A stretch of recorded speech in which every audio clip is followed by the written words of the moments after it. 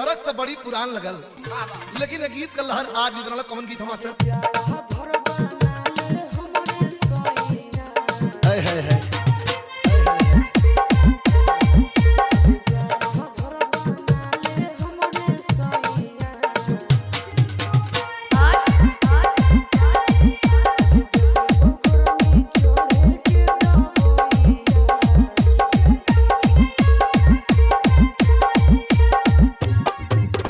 करण बाबू कानहन, करण बाबू कानहन, करण बाबू कानहन, करण बाबू कानहन, करण बाबू कानहन, करण बाबू है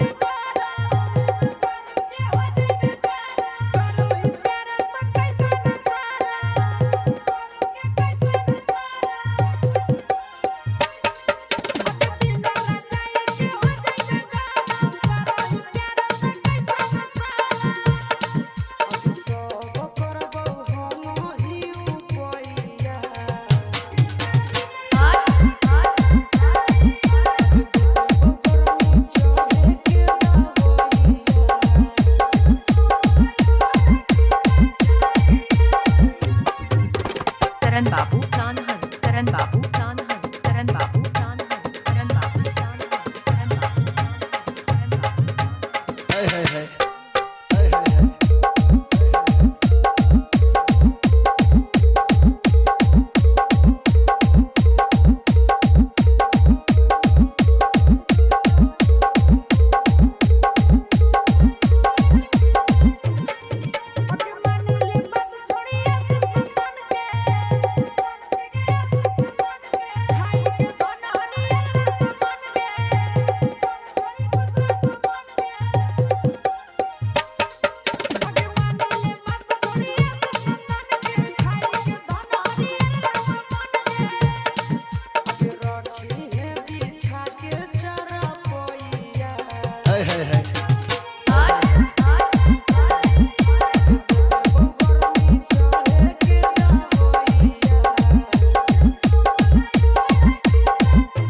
करण बाबू कानहन, करण बाबू कानहन, करण बाबू कानहन, करण बाबू कानहन, करण बाबू कानहन, करण बाबू कानहन, करण बाबू कानहन, करण बाबू कानहन, करण बाबू कानहन, करण बाबू कानहन, करण बाबू कानहन।